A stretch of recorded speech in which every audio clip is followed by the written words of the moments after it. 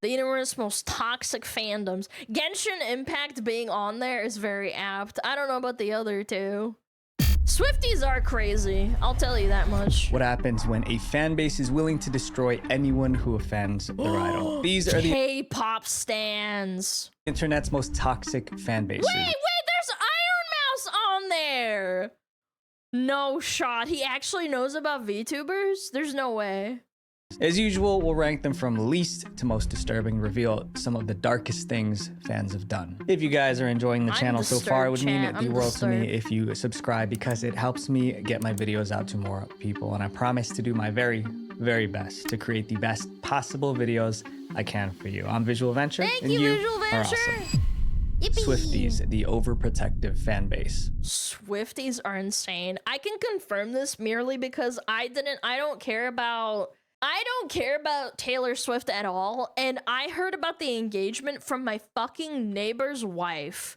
She's like, oh my god, did you hear about Taylor Swift getting engaged to this dude? And I'm like, who the fuck cares? I mean, I wasn't rude to her, but like, I'm in my head, I'm like, why the fuck do people care about this shit? Like, I don't know anything about this, and I thought it was cringe as fuck.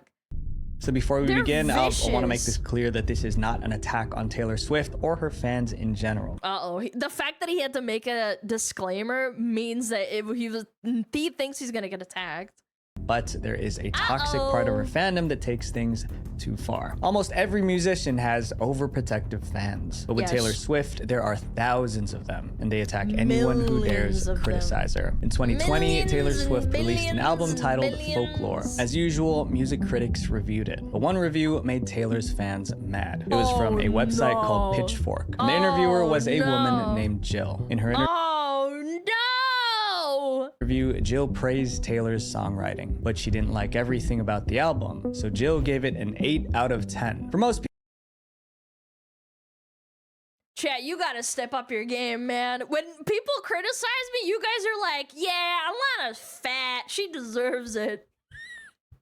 These guys, they give you an 8 out of 10, and that means that you deserve to get attacked. people, that was a positive review, but for radical Swifties, an 8 out of 10 was unacceptable. It was an insult. Taylor's fans started ranting online, complaining about the review. Then one of them came up with a bizarre theory, which was that Jill and Pitchfork were trying to sabotage Taylor Swift. By giving Taylor's album a lower score, Pitchfork would drag down the album's overall rating, also known as a metascore. Once that sabotage theory took hold, fans were mad and they attacked. First, someone Who the fuck listens to Taylor Swift at this point? I thought they were all just like middle-aged women. Do like teenagers still listen to Taylor Swift? She's been around for a long time.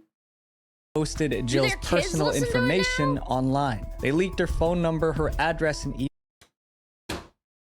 over an 8 out of 10.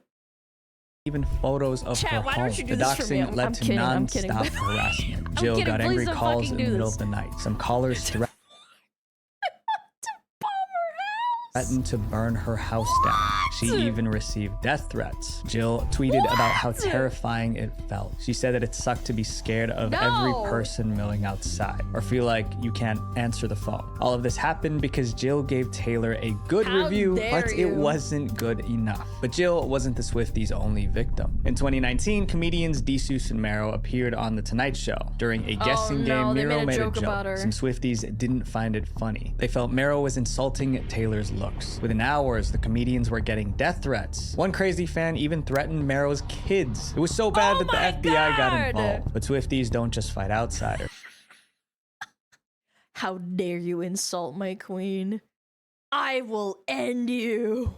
They attack their own. That's what happened to a woman named Rita in 2019. Rita wasn't a regular fan. She was so devoted that she ran a Taylor Swift fan page. Her room was filled with Taylor Swift merch. And she posted videos of herself singing Taylor's songs. But some Swifties thought Rita's videos were cringy, like she was embarrassing the fandom. So they spammed Rita's videos with I mean, you can say it's cringe, but don't just like, don't be so mean and horrible to like DM her telling her to fucking off herself.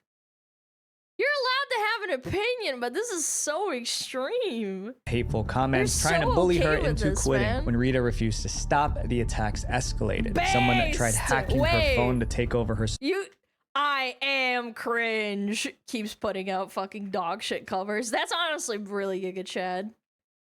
social media accounts. Another posted her license plate online, putting her at risk. Rita adored Taylor Swift, but she became an enemy simply because she didn't fit their idea of a proper Swiftie. Loving a musical artist is completely normal, but for radical Swifties, anyone who doesn't meet their standards needs to be silenced. This next fan base kicked their leader off the internet. Corpse Husband, the fan base that betrayed their idol. This is horrible in my opinion. Corpse Husband was a faceless YouTuber who got popular in 2020. His main appeal was his voice. He had this deep, rumbling voice that sounded unreal. That voice, combined with being faceless, made Corpse a sensation. Fans couldn't see him, so they created a perfect fantasy version of him in their heads. The Corpse was a real person, and he was far from perfect. In interviews, Corpse revealed that his deep voice was partly caused by a medical condition. He also had arm pain that affected his daily life. He struggled with anxiety, and he didn't like talking in public because he was scared someone would recognize his voice. That's why he chose to remain faceless. He wanted privacy so he could manage his personal issues without the stress of fame. But some fans didn't care about his struggles. They just wanted to see his face no matter the cost. In 2021, a photo of a man went viral. People claimed it was Corpse Husband. There was just one problem. The man in the photo, it didn't match the image fans created. There's a difference between being a VTuber and doing a face reveal because you want to, and being a person who's very private and having that shit leaked, man. Like, I think this is horrendous, man. In their minds. And instead of accepting that, they started mocking the man in the picture. Tweets called him ugly, loud, and always upset. Star Wars, the fan base that's never satisfied. There's a saying that you can't please everyone. The Star Wars fan base is proof of that. They've complained about everything: storylines, dialogue, characters, even little things like the color of lightsabers. And when okay, but hold the fuck up. I thought that the colors of their lightsabers was something that was really deeply ingrained in the lore, and some of it just doesn't make sense. I'm not a Star Wars nerd, and even I read up on it and talked to some people who are way more well-versed in the lore, and they said that the changes to the colors and stuff and like the reasoning behind it that they said that was like, oh, this is why this is a thing now. They said it was dumb. Yeah, red means evil. I know that one. I think even the most basic, like, Star Wars enjoyer knows that one. Star Wars fans get upset, they get toxic. Star Wars fans love the original trilogy, but nearly everything released after has been a problem. In 1999, The Phantom Menace hit theaters. It was the first movie after the original trilogy. It was also the first Star Wars movie in 16 years. Big deal. Fans were excited until they actually saw the movie. Many hated the film. They felt it didn't capture the spirit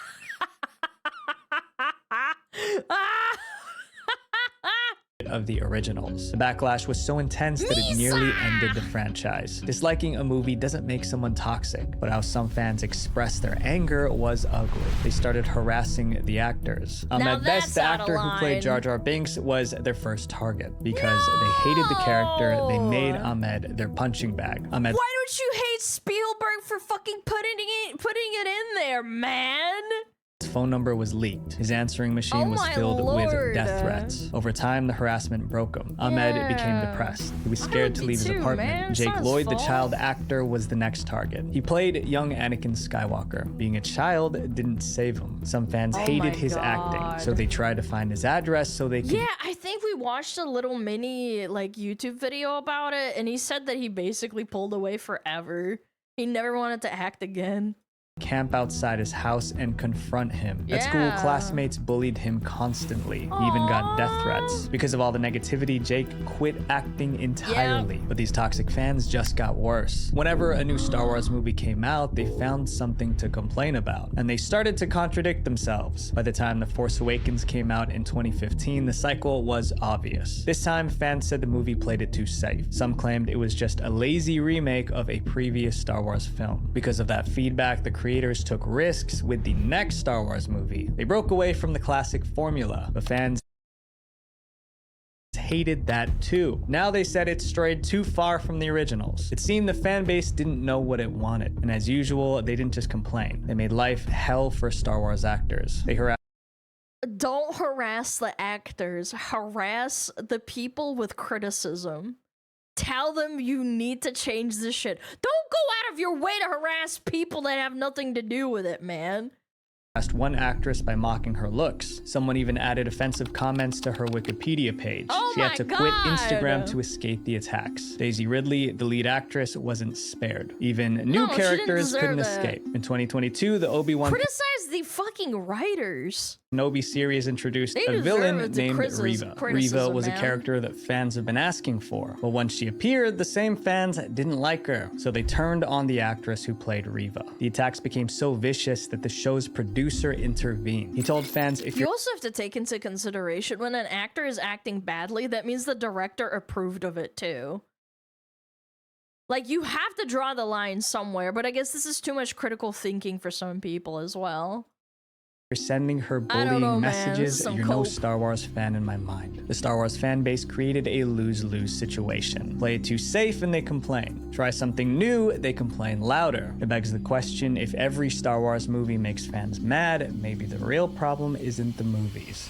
I don't know about that one. That's VTubers, a the strong one. parasocial fan base. Oh, shit! For those of you guys who don't know what a VTuber is, a VTuber stands for virtual YouTuber. They are streamers who appear online that's as me. animated. Wait, that's PewDiePie. This is an AI filter, man. It's not the same.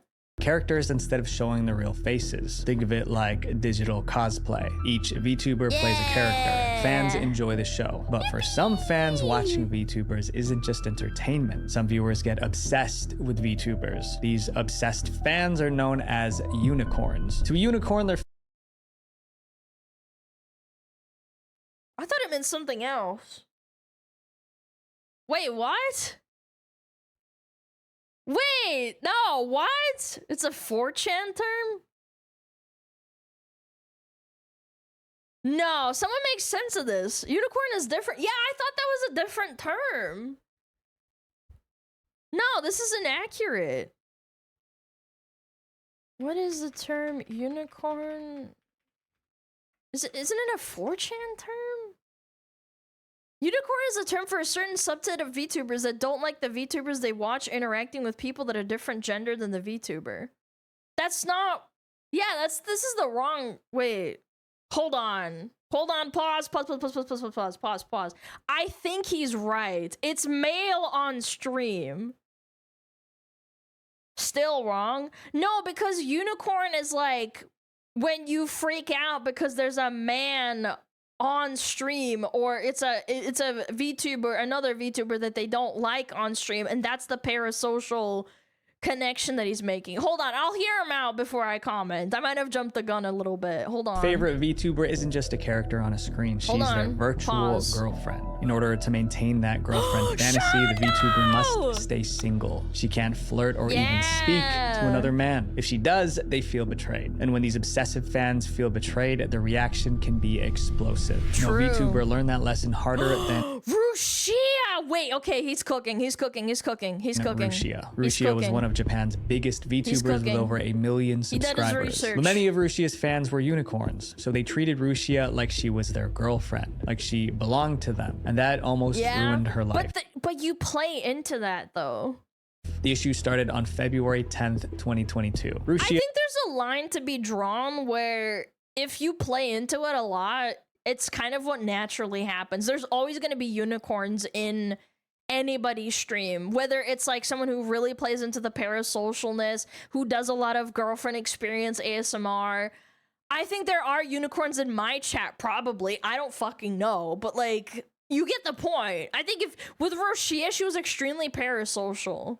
started a live stream. In the middle of her broadcast, a private message popped up on her screen. It was a message her viewers weren't supposed to see, but they did. The message was from Mafu Mafu, a Japanese male singer. It read, "I just finished the live broadcast and I'm getting ready to go home." The text itself wasn't romantic, but there were already... But you put two and two together, it's like, why did you get a message from this famous guy? Ooh. rumors that Rushia and Mafu were dating. Now, this message from Mafu appeared on her screen. Her unicorn followers felt lied to. They believed Rushia betrayed them by not being single. Thousands canceled their paid memberships. Some destroyed their Rushia merch. A few even sent threats to both Rushia and Mafu. Rushia tried to calm things down. She swore she wasn't dating anybody, but they refused to believe her. To prove her innocence, she posted a screenshot. It was a chat between Rushia and her manager confirming she was single. The post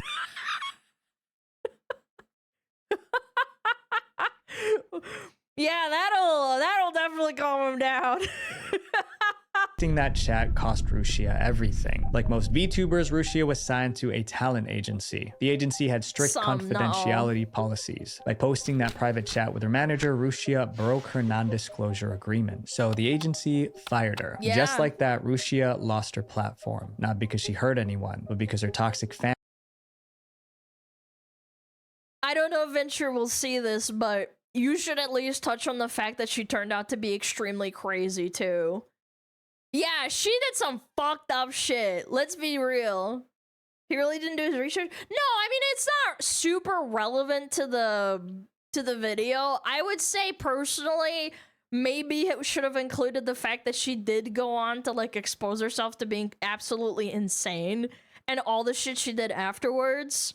With leading people on and like doing the whole like I'm not married and then it turns out she is married thing. But I digress. Fans pushed her so far she broke the rules trying to defend herself. Later that year, another VTuber had a similar problem. In August 2022, a VTuber named Crony streamed a gaming session with several male VTubers. But most of Crony's fans were unicorns just like Rushia's. These obsessive fans hated seeing Crony interact with those male VTubers. They bombarded her live chat with insults. To escape the hostility,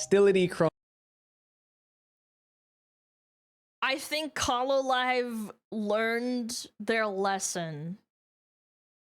I don't think they deserve this shit. Yes, the Hollow Stars drama. For those that are not chronically online, you have to understand how much shit those guys got. Even though this is a completely professional relationship, people are fucking crazy and they hate seeing males on stream. That's just how it is. Yes, but you also have to keep in mind, it wasn't just Crony. Mori was there too. Freaking Bales was there too. Like, what are we talking about? Male VTubers. They bombarded her live chat with insults. To escape the hostility, Crony took a 2-week break from streaming. But when she returned, she took a different approach. Instead of trying to appease her fans, she stood her ground. She tweeted, "After much consideration, I decided that I will be collaborating with whoever I want." The fact that she had to post that shows how controlling and toxic some VTuber fans can be. The members of this next fan base just can't get along. It sucks. League of Legends, the fan base. I wanted to give my 2 cents. I don't think it's right for them to get harassed. Hollow Stars did nothing wrong, man. They're just dudes that are VTubers, man. That hates each other. No gaming fan base is as toxic as League of Legends. True. At least that's what players say. In 2024, a survey asked gamers I played League, man. It is very toxic. which fan base was the worst. Around 36% picked League. What makes this fan base so bad? It's about how the players treat each other. League of Legends is built around teamwork. 5 players join forces to beat another team. Success depends on working together, but most players end up fighting their own teammates. If someone makes a mistake, their teammates explode. Players scream insults in the chat. Others go even further. They int. Inting is when a player deliberately dies over and over in the game. They do this to either troll or punish their own team. Either way, inting ruins the game forever. Tyler 1 used to int like all the fucking time. He was a toxic little shitbag. He ran it Games, down. the company behind League, has tried to control the toxicity. They ban aggressive players, they added mute buttons. They even created a system to reward good behavior, but none of it doesn't matter. worked. When the rewards are dog shit, like, what do you mean? This is what I will say. Riot says, oh, we have a system to reward good behavior. It doesn't fucking do anything.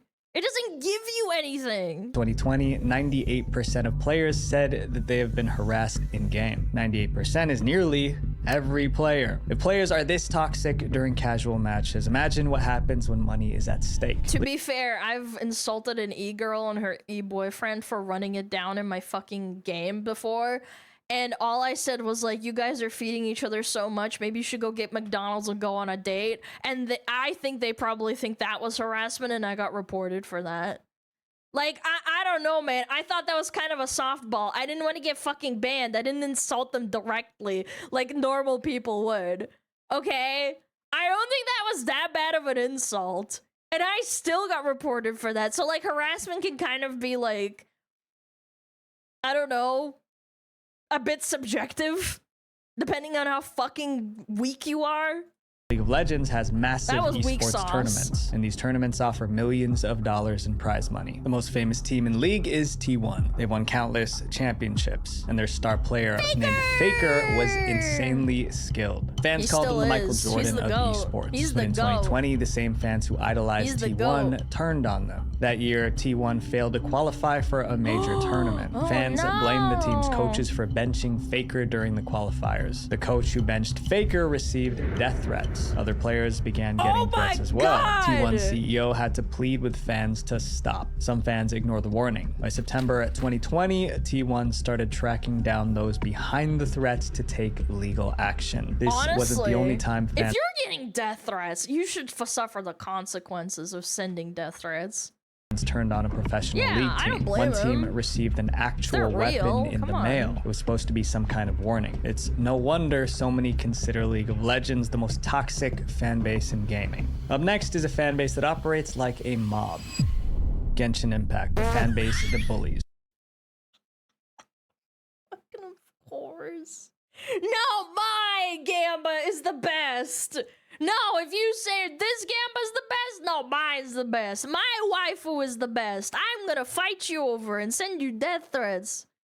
Real, by the way. The game Genshin Impact is more popular than people realize. It launched in 2020, just 5 years ago, but it already generated over $6.3 billion in revenue. More than 11 million people play the game every month. That's the population of a small country. But a game this big attracts all kinds of fans. Some of them are notorious for bullying, and sometimes they attack for surprising reasons. It's exactly what happened in 2022. An artist posted an illustration of Kaya, one of Genshin's main characters. It was just fan art, nothing controversial. But the artist made one mistake. Kaya's skin tone was lighter than usual.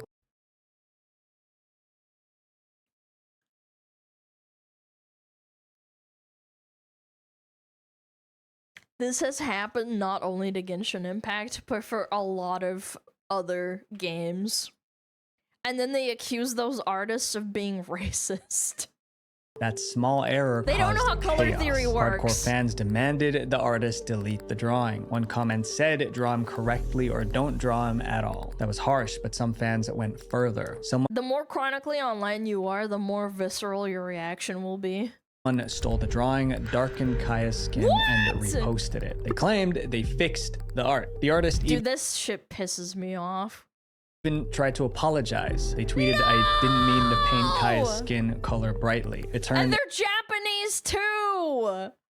They always apologize, even for the smallest thing. It's in their culture. Into this color unintentionally. I'm sorry for making you feel uncomfortable. But the apology didn't end the harassment. The attacks continued until the artist deleted their Twitter account. And this case was just the beginning. Genshin fans attack artists over little things, like drawing a character— but it's not good enough for them.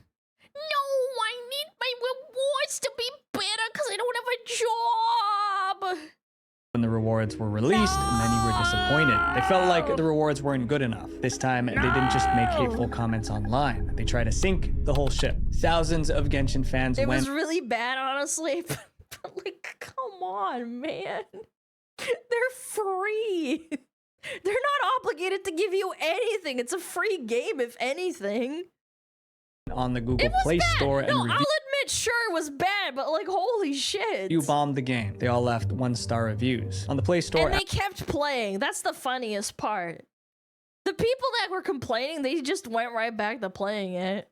Apps with low ratings can disappear from search results. So by review bombing the game, these fans were trying to bury it. The game's rating dropped from 4.5 stars to 2 stars. However, Google noticed what was happening, so Google deleted the fake reviews. But the fact that Google was trying to save the game made fans even angrier. Now, Genshin fans started review bombing Google's apps like Google Classroom. More than 20 apps across the Play Store were filled with fake negative reviews. The war only ended when the developers of Genshin Impact gave in. They added extra rewards to calm the fans down. If this community can sabotage their own game, what'll they do next? Up next is a fan base that chased away the creator of their game.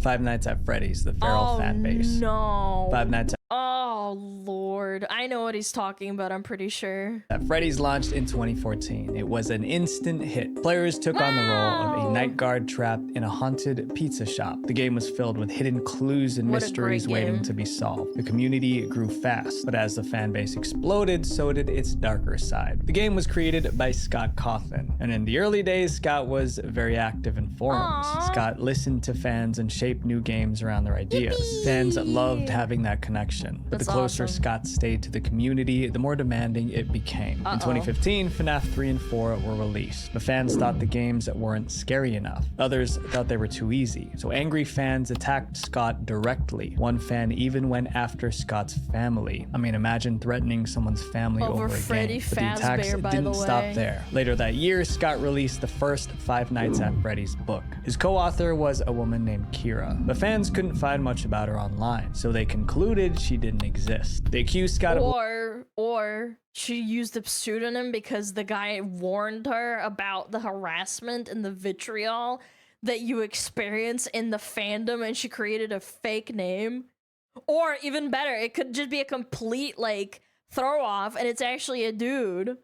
You never know. And attacked him again. Scott later clarified that Kira was a professional writer, but he told her to make her accounts private because he expected weirdos and creeps to stalk her. That means Scott realized how toxic the FNAF fandom was becoming. In 2016, it got worse. Scott launched a spin-off called FNAF World. The game was buggy, so fans hated it. Scott took the game down, fixed the issues, and re-released it for free. But fans kept criticizing Scott, calling him a sellout. When Scott deleted the worst comments, they accused him of censorship. He simply couldn't win with them. By 2021, he had enough. He stepped away from Five Nights at Freddy's completely. After Scott left, new developers took over to keep the franchise alive. But the toxic fans treated them even worse. In 2024, a fan project called FNAF in Real Time was canceled. The developers revealed they were receiving threatening messages from angry fans. The harassment shook them so much that they abandoned Little kids with social media and the ability to be anonymous, it's not a good combo. The game too. The community that made FNAF a hit was tearing it apart. But like mostly One FNAF kids, fan on I've Reddit had to said it wager. best. We literally can't have anything anymore. My friends, being a fan of something isn't an excuse to hurt people. If there's one thing to take away from this video, it's this. We can enjoy good things without tearing others down. Visual Venture. If you guys think this video about fandoms was pretty bad, oh, trust me, it gets worse. And it could even end in death. If you want to see the most disturbing internet fandoms part 1, click here. Hell no. Love you guys. Peace. Peace. Well, that was a doozy. I did not expect the VTuber thing to be in there, to be honest. That was a good video. Go check out Visual Venture. That was awesome. Why did he include my Iron Mouse? Because VTubers. Fire, fire, fire, fire.